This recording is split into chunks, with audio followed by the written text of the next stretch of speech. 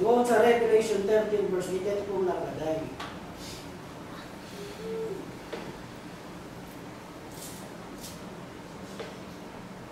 And all that dwell on the earth shall worship him, everyone whose name hath not been written from the foundation of the world in the book of life of the Lamb that has been slain.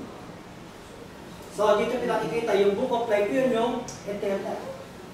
Yun yung nandun sa yes po. Isa na lang. Ito na paliwanag ko naman. Ito pong Hebrews chapter 9 verse 26. Bakit hindi niyo po tinapos yung pagbabasa? Hebrew. Sa ibang paraan ay kailanman na siya. Sa ibang paraan ay kailan na siya magbatang madalas mula ng itatatang sanlibutan.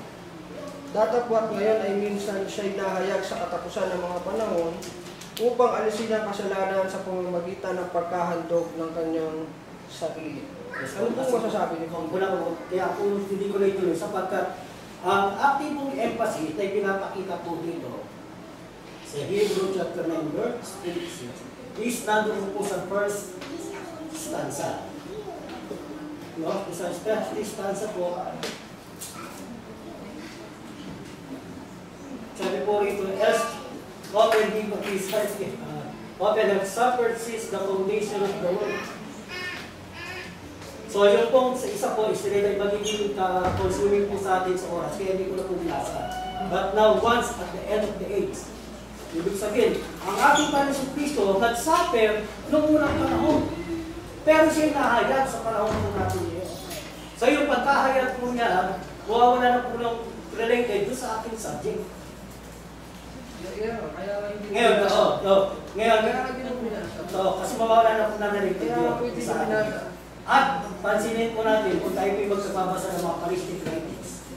Paristic writings po. Kasi mag-ano sa title. Yung paristic writings po, hindi po sila nag-quote ng full text of the Bible. Pina-quote lang nila yung what are the phrase and sentence of it. So yun po, kaya hindi po natin dyan, kasi hindi po hindi na po itong kakaroon ng relation. So wala po itong relation po sa ating side. Pero dito po, maliwanag po, na ang ating Panginoon Kristo nag-suffer before he physically came. And that is the point. Okay? Yung katanungan ako. Wala na? Kung wala na po tayong katanungan, ay bibigay ko po ang punto ko sa pagkatang awit. Kung tayo po ay walang narayatas ka po.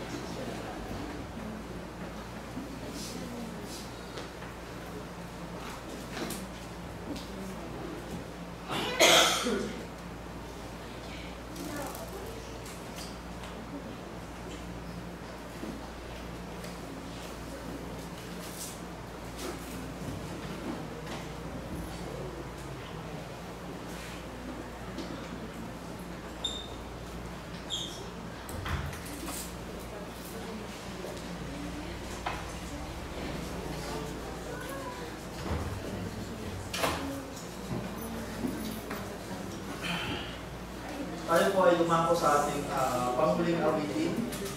So, rin-strong ay ating isayo para sa ating panghuling panalangin. Para po sa ating closing song,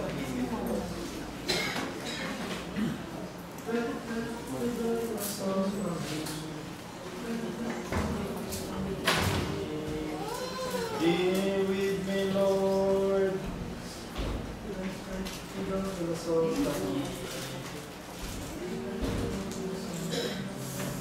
Be with me, Lord, I cannot live without thee.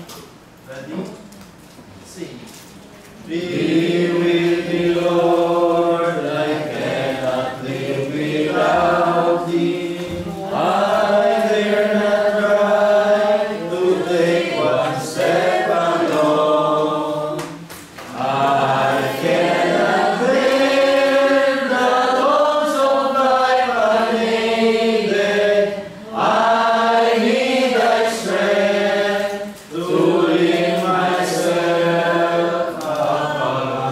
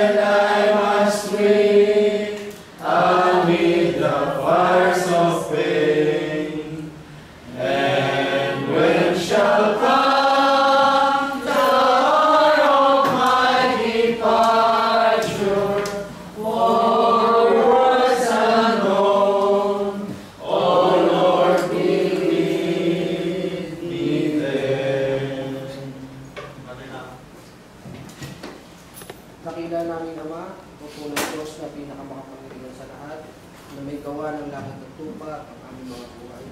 Lubos po kami nagpapasalamat sa iyo muli sa mga pagpapalat, mga blessings na aming tinatanggap sa aming mga buhay sa araw-araw, sa kalakasan ng aming mga katawan at pag-isip.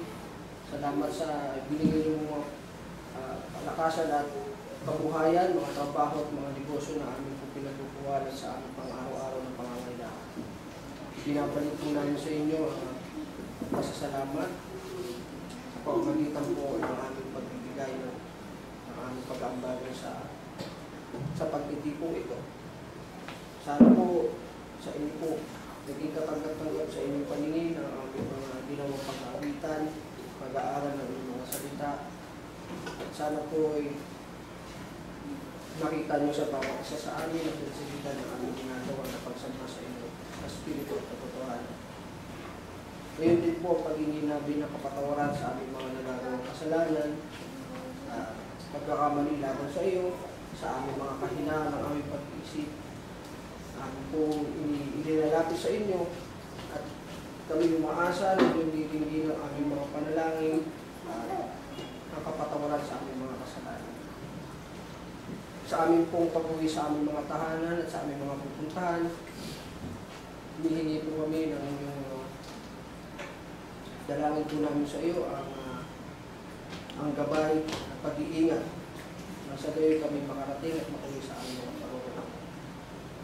Umaasa po kami na anumang mga bagay na hindi namin nabanggit sa panalangin ito, na kayo po ang mas nakakalam ng lubos sa aming mga pangangailangan, ay kami po ay umaasa ng yung pagkakaloob sa amin, sapagkat ito pong aming panalangin ay aming tinataas ng pangalan po ng lubos pong nanak, aming Panginoong Kristo.